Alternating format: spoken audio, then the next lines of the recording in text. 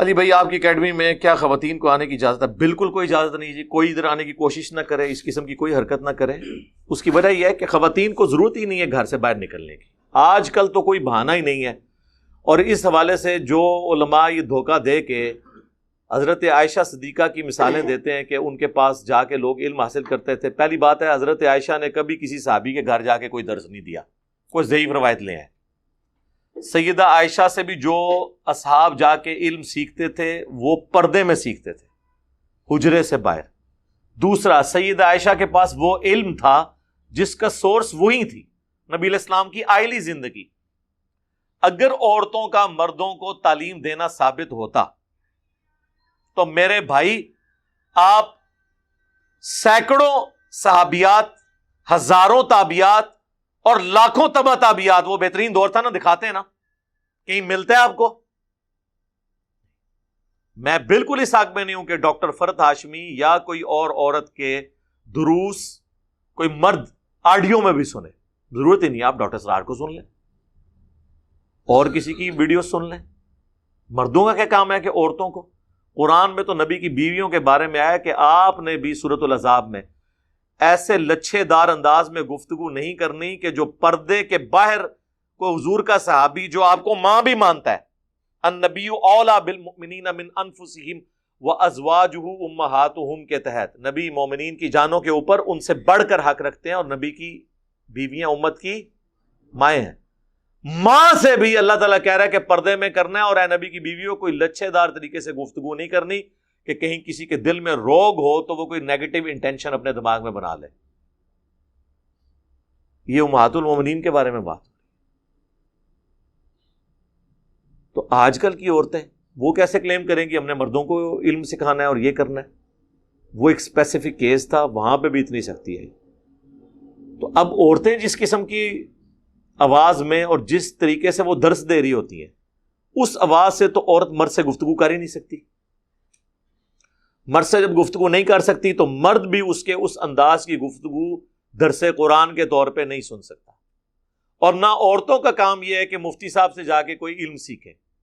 یہ مفتیوں کے پاس، علماء کے پاس یہ لوگ جاتی ہیں، پہلے اسٹوڈنٹ ہوتی ہیں، کچھ عرصے بعد آپ کی وہ بن جاتی ہیں معلمہ، آپ کی بیویوں کی معلمہ بن جاتی ہیں وہ، اور پھر ان کے مریدین اس کو جسٹیفائی کرتے ہیں، وہ کہتے ہیں جی ایڑا مدرسہ نے نکی علی نو کھول کے دیتا نے امت دی خدمت آستے، اے وشکا علی نو کھول کے دیتا نے امت دی خدمت آستے۔ امت دی خدمت آستے ہوئے تو پھر چندے لے کے تو نہ چلے۔ وہ بیسیکلی جتنی بیویاں زیادہ ہوں گی اتنی فرنچائز زیادہ ہوں گی، اتنے مدرسے زیادہ ہوں گے۔ ہاں تو یہی کچھ ہوتا ہے نا، اسی لیے یہ کر رہے ہوتے ہیں۔ تو اس کا انجام یہی ہوتا ہے۔ آپ دیکھیں جتنے سپیکر ہیں نا وہ عورتوں سے ہی مارے جاتے ہیں۔ اس لیے ہم نے اپنی ویڈیوز میں بارہا اس بات کا اعلان کیا ہے کہ 3 چیزیں جو ہے نا جی، اس کی ہمارے اس پلیٹ فارم پہ کوئی گنجائش نہیں ہے۔ نمبر 1 دولت، نمبر 2 شہرت، اور نمبر 3 عورت۔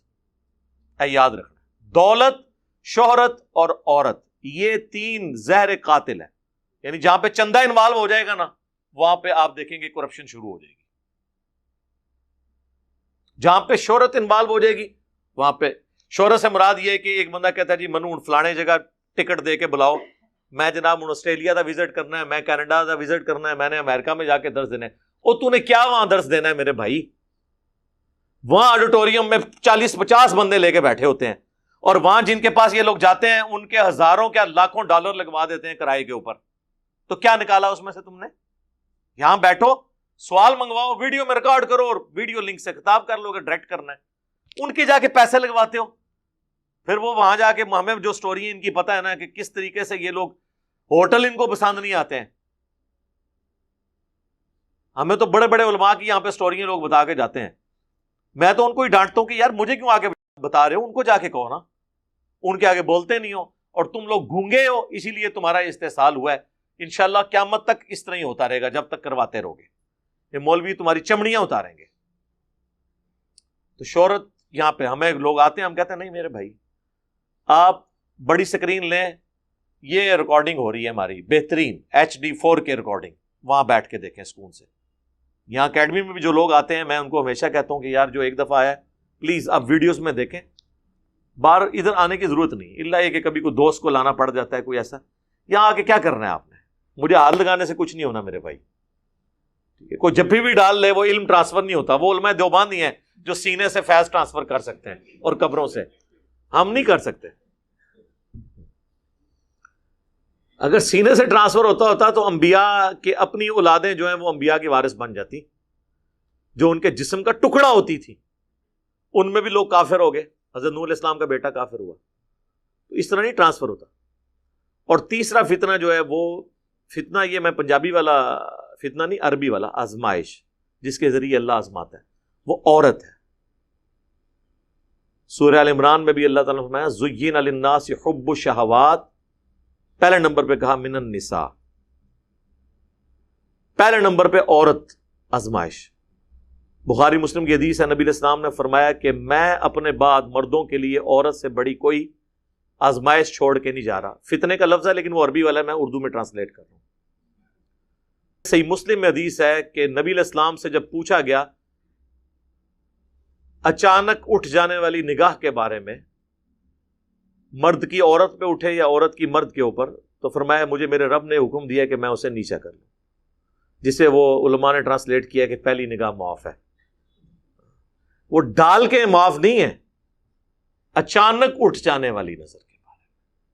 اچانک یہ ہے کہ پتہ نہیں چلا، اگر پتہ ہے تو جان بوجھ کے ایک ایسے کر کے نہیں ایک کرنی. ہاں، تو ابھی آپ کتنے سپیکرز ہیں؟ آپ مجھے کوئی ایک انٹرنیشنل سپیکر بتائیں جو ان تین فتنوں سے بچ گیا ہو. عورتوں والے سکینڈل تو آئے دن آتے ہیں، اس سے کوئی بچا ہے؟ تو دولت کے آپ حساب و کتاب دیکھیں کہ پچھلے دنوں انگلینڈ کے صرف پیروں کے ایسٹس کی ڈیٹیلز آئی تھی، پاکستانی اربوں میں ہے. علماء کے بھی یہی حالات ہیں. آپ ان کا لیونگ سٹینڈرڈ دیکھ لیں تو آپ کو اندازہ ہو جائے گا. اور شہرت والا معاملہ تو آپ دیکھ لیں، ان کا نام آپ سمپل لکھ دینا تو یہ اشتہار جو ہے وہ غصے سے اشتہار واپس کر دیتے ہیں، کہتے ہیں ہم نے آنا ہی نہیں ہے. ایون اشتہار میں اپنے نام کے ساتھ پروٹوکولز لکھے ہوں لیکن ان کا جو جس سے پروفیشنل جیلسی ہے اس کا نام بڑا لکھا ہو، ان کا چھوٹا ہو، یا اس کا مین جگہ پہ ہو، یہ سائڈ پہ ہو، وہ کہتے ہیں میں نہیں جانا ہوں، گل ختم، اگلی گل ہی نہیں.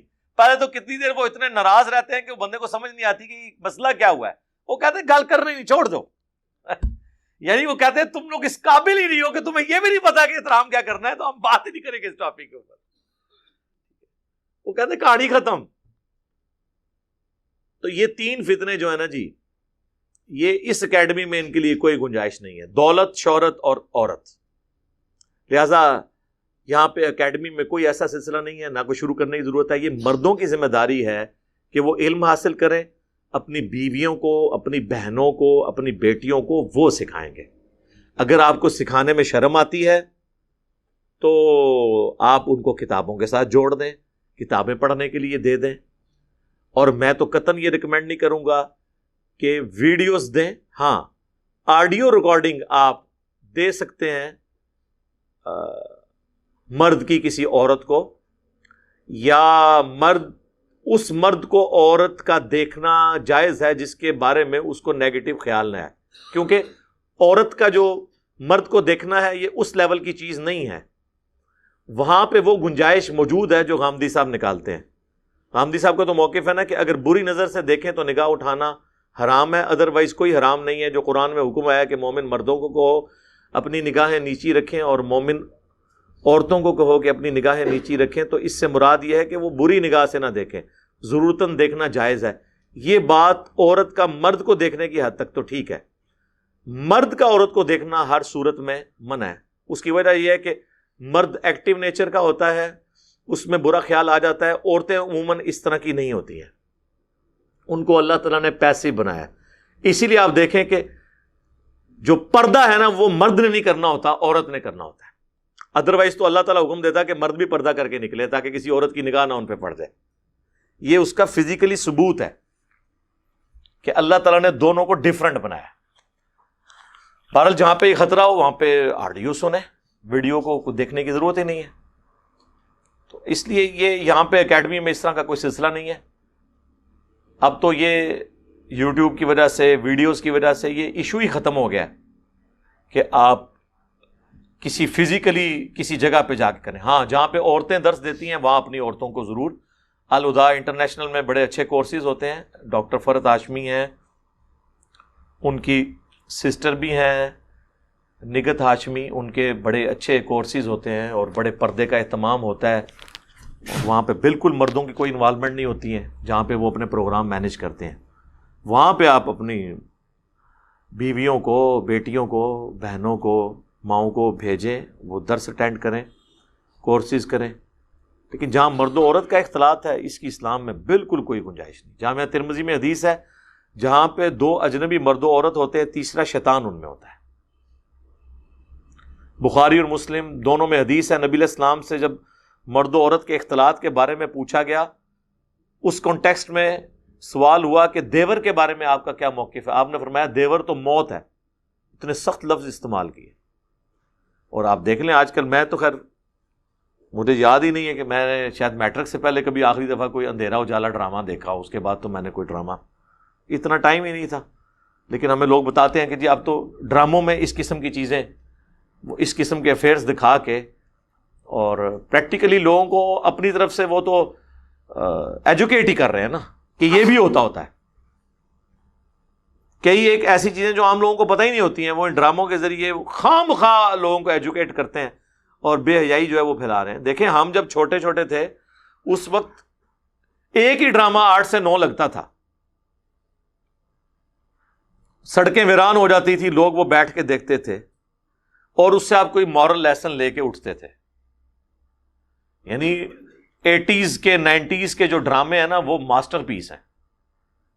من چلے کا سودا اشفاق صاحب کا لگتا تھا, اندھیرا اجالا, وارث, یہ وہ ڈرامے تھے جنہوں نے اس نیشن کی ذہنی تطہیر کی اور بلڈنگ, جسے کہتے ہیں نا بلڈ کرنا کسی نیشن کو.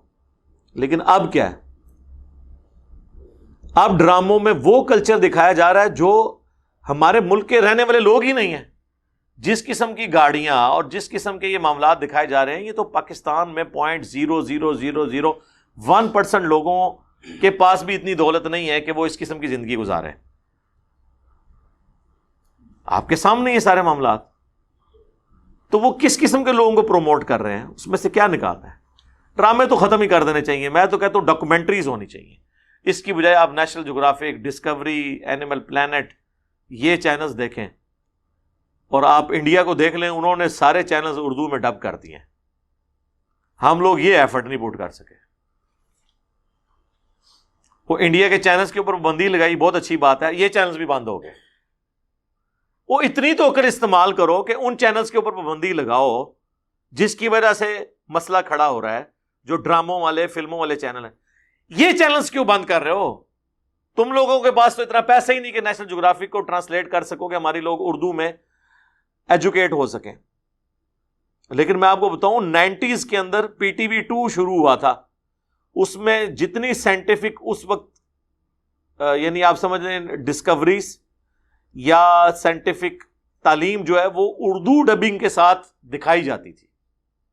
نیشنل جغرافک کے پروگرام اس وقت وہ اردو ڈبنگ کے ساتھ دکھاتے تھے اس زمانے میں. یار اب تو پاکستان کی جو لوکل لینگویجز ہیں, پنجابی, سندھی, پشتو, بلوچی, اس کے اندر چینلز ہونے چاہیے تھے نیشنل جغرافک کے. یعنی ایک سٹیپ آگے ہونا چاہیے تھا نا. تو آج کے ذرا ینگ بچوں کو پوچھیں جو 99 یا 2000 کے بعد پیدا ہوئے ہیں, ان سے ذرا پوچھیں کہ انہوں نے کبھی اردو ڈبنگ کے ساتھ کوئی سائنٹیفک پروگرام ہمارے چینلز کے اوپر دیکھا ہے. اس کا مطلب ہم تو بالکل ریورس ہی گئے ہیں نا. 90s میں PTV2 ایجوکیشنل کا چینل شروع ہوا تھا, تو اس میں تو یہ سب کچھ ہوتا تھا.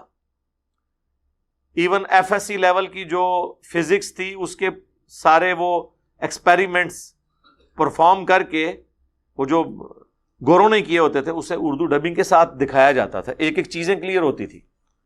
اب تو ہمیں بہت آگے جانا چاہیے تھا, لیکن ہم تھیندے تھی گیا. بس آپ ہمارے پولیٹیشنز کے, ہمارے ریاستی اداروں کے لیڈرز کی صرف باتیں, بیانات سن لیں, ٹھیک ہے. اپنے سب کے بچے باہر پڑھ رہے ہیں, کیوں؟ انہیں پتہ ہے کہ یہاں پہ تعلیم کا معیار ہی نہیں ہے. ابھی ہمارے پرائم منسٹر صاحب نے کہا کہ جی تعلیم میں نے سب کی ایک جیسی کرنی ہے, تو ایک جیسی کرنے کا تو مطلب یہ تھا کہ جو لوگ آکسفورڈ کا سلیبس نہیں پڑھ رہے ان کو اپ لفٹ کریں، انہوں نے پکڑ کے جو پڑھ رہے تھے ان کو بھی نیچے کر دیا۔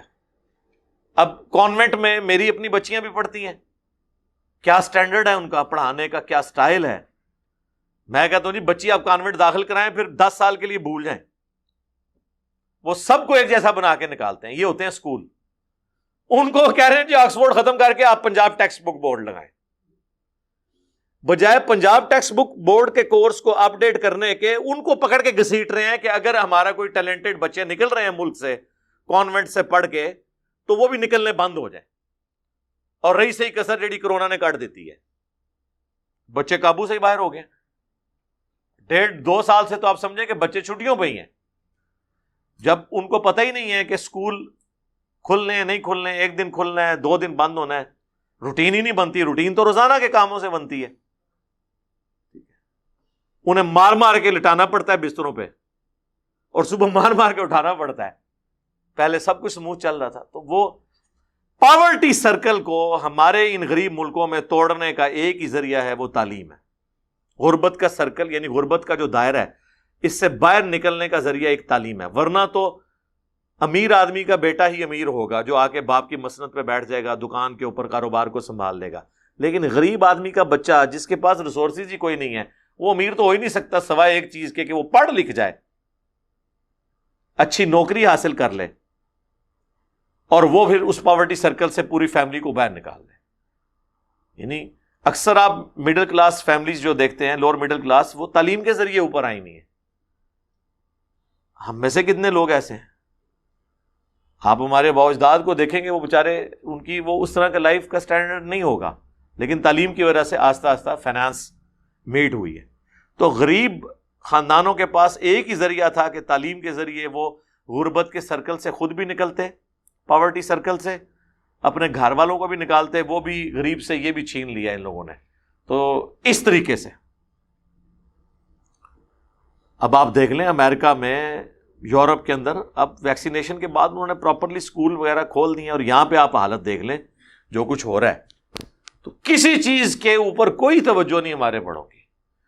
جب ہمارے بڑوں کی میٹنگز جو ہیں وہ دوسرے سیاسی لیڈروں کے خلاف ہو رہی ہوں اور ملک کے ایشو ڈسکس نہ ہو رہے ہوں، ہماری اپوزیشن کا کام صرف گورنمنٹ کی ٹانگیں کھینچنا ہو، ایک دوسرے کے سکینڈلز نکالنا ہو، ایک دوسرے کی ویڈیوز لیک کرنا ہو، بجائے کوئی کام کرنے کے، پھر سر یہی کچھ ہوگا۔ جب ہم اسی پہ لگے ہوئے کہ ہم کسی کی ویڈیو بنوا لیں اور لیک کر دیں، تو سر پھر قوم کا تو پھر یہی حال ہوگا نا۔ تو یہ ہمارے بس میرا خیال ہے ہمارے جو بڑے ہیں نا، یہ صرف ایک دوسرے کی ویڈیوز بنا سکتے ہیں، کام کوئی نہیں اس قوم کے لیے کر سکتے۔